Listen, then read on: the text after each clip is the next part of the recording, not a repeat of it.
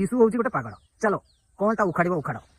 प्रिय लॉर्ड प्रथम मान धन्यवाद हो पर केते अनुग्रह कले आज आपण निकट में आ गोटे शिक्षा नहीं आसवा सुजोग देले से ईश्वर को धन्यवाद देवा सहित समस्त को प्रेज द लॉर्ड जने प्रेज द लॉर्ड ताहार राज्य रे थाई कि ताहाको पागल कहवा केते दूर जुक्तियुक्त देखंतु ये मूर्खटा कहूँ कौन जे जीशु होचंती पागल किंतु एबे वर्तमान कहार अधीन मान पृथ्वी चली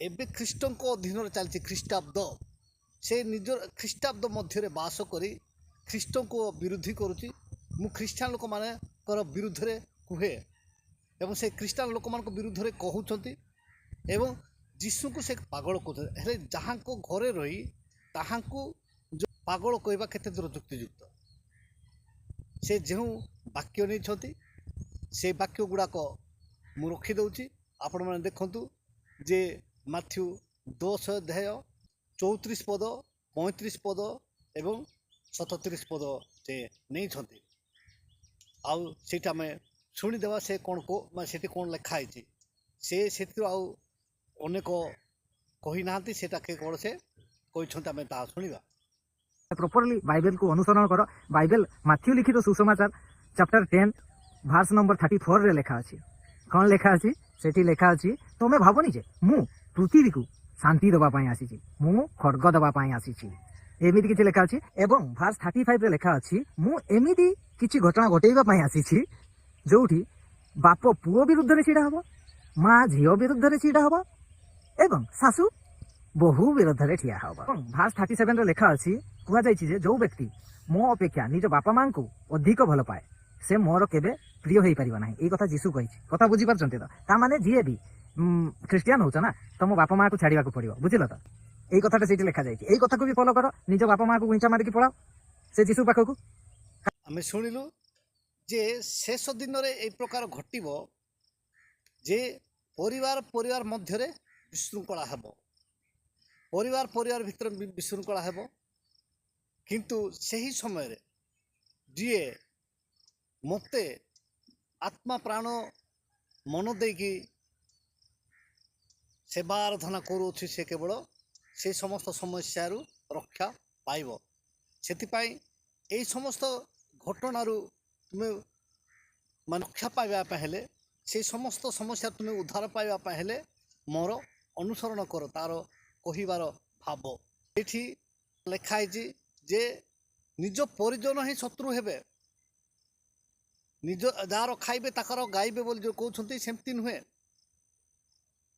जार उपकार आपण करेंगे से तुम विरुद्ध रे जीवे मु गत दिन मानक देखुची देखी आसुची आउ ए गुटे 2 मास भितर जड़े एएस अच्छा स्त्री गुड़ जाक फुली थिला से गुड़ जाक फुलिकी से मेडिकल गला कोर्टू गला तापर से सुस्थ हो पारा ना किंतु से मते वर्षा होची वर्षा माडे मते कौन कले आसिले एवं मु छत्ता लगे कि पछपटे बाइक रे बसी गली एवं तांको घर को जाके प्रार्थना कर देली जेते बेले से तांको स्त्री सुस्थ हैला आउ से मते आसिक कहले जे एबे मोर स्त्रीटा सुस्थ हैला सेही हो गया हिंदी लोकटा एवं हिंदू लोकटा सेही हो गया बोली मते कहला किंतु से वर्तमान मो विरुद्ध रे तार खाइबो तार गाइबो ए सिस्टम नाही जार खाइबो तार विरुद्ध रे जीव गत दिन मानक कही जे नैष्टिक जड़े हिंदू भद्रकर से तार बापा माँ एवं कुंभार लोक मैंने माटी तैयार करती माटी कुंभार माटी काम करके बंचती सेठू आसिकी से कौन कले तामिल झील को बह कला से तांकर मास्टर लिखाई जे स्वामी हूँ कौन परमेश्वर स्वामी जहाँ कहे ताहा करवा किंतु से तार स्त्री कथार शुणिकी से धर्म परिवर्तन कले एवं धर्म परिवर्तन करवा से मध्य से जिते असुविधा पड़ती पारालिसिस होती वन साइड रे आउ मेडिकल जाई से सुस्थ हो पार ना तार ये भेन रे तार भेन शिरो रे कौन अच्छी छुंची अच्छी किंतु जिते बड़े मु तांको घर को प्रार्थना करने जाइए से मोर ईश्वर सेवक जड़े फोन कले फोन कला पर मु कहली ଜଣେ ପାରାଲିସିସ୍ରେ ଅଛନ୍ତି ତାଙ୍କ ଘରକୁ ମୁଁ ପ୍ରାର୍ଥନା କରିବାକୁ ଯାଇଛି। ସେତେବେଳେ ସେ ଈଶ୍ୱରଙ୍କ ସେବକ ମୋତେ କହିଲେ ଯେ ମୁଁ ତା ପାଇଁ ପ୍ରାର୍ଥନା କରିଦେବି। କାହିଁକି? ଯେହେତୁ ମୁଁ ପାରାଲିସିସ୍ ହେଇଥିଲି, ମୁଁ ପ୍ରାର୍ଥନା କରିବା ଦ୍ୱାରା ସୁସ୍ଥ ହୋଇଛି, ସେଥିପାଇଁ ମୁଁ ତା ପାଇଁ ପ୍ରାର୍ଥନା କରିଦେବି। ଆଉ ମୁଁ ତାଙ୍କୁ ଲାଉଡ଼ ସ୍ପିକର ଲଗେଇଲା ପରେ ତା ପାଇଁ ପ୍ରାର୍ଥନା କରାହେଲା।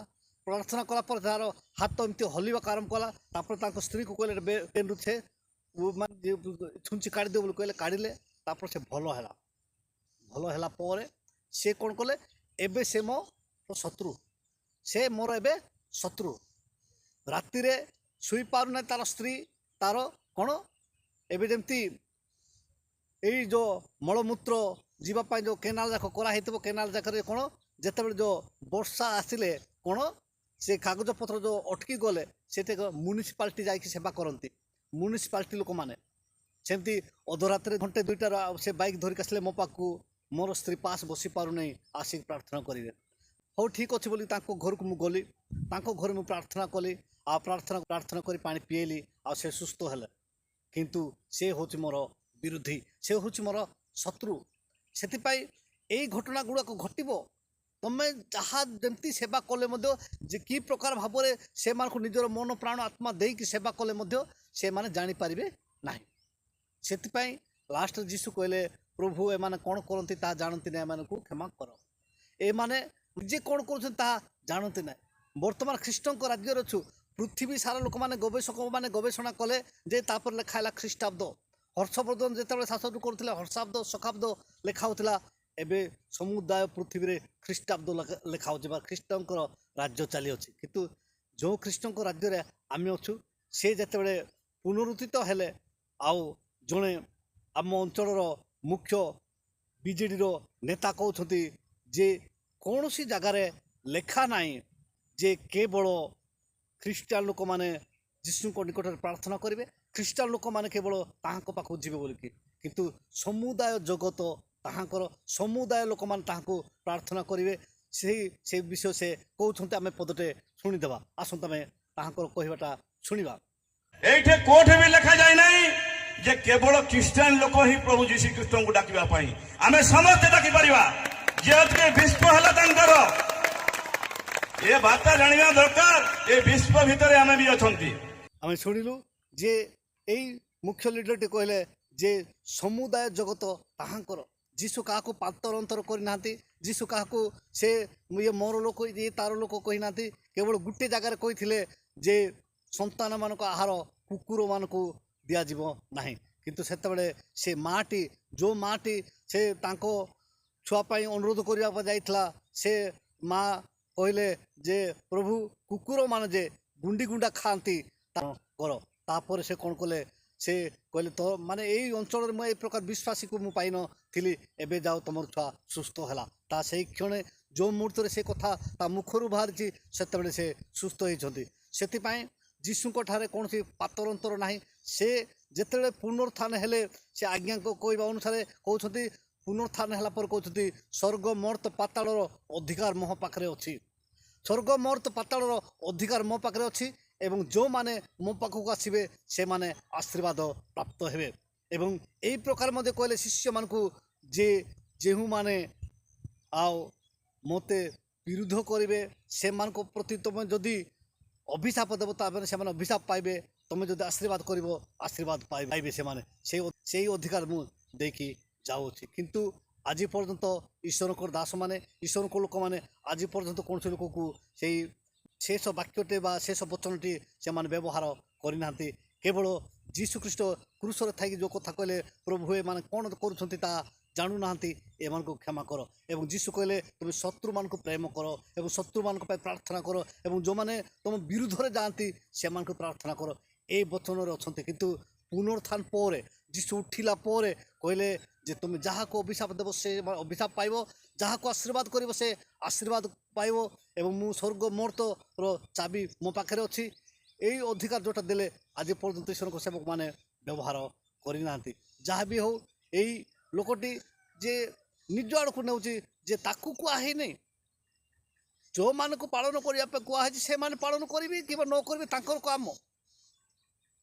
କିନ୍ତୁ ସେ ନିଜେ ନିଜ ଆଡ଼କୁ ନେଇକି ଏଇଟା ତୁମେ କର, आमको बाध्य जड़े यहाँ कर बोली कहवा लोक किए ना आम भलरे जाचु जीशु आम सपक्षर अच्छा से तांकर पुओ केते थर झुंटिले भी से क्षमा करती आ से क्षमाशील परमेश्वर को आम पाइछु से आपण मैंने इतसत हूँ ना सत्य सत्य 10 फुट भितर पुतिक रखी सत्य यही अनेक वीडियो से माने वाक्य अपलोड कर मुझे वाक्य जब गोटे गोटे कहि मोर बहुत समय जीव आगामी दिन मानक आउ गोटे वीडियो नहीं आपण मान निकटू आसबि आज शिक्षा उपर परमेश्वर आम प्रत्येक को आशीर्वाद करंतु रही नमस्कार प्रेज द लॉर्ड।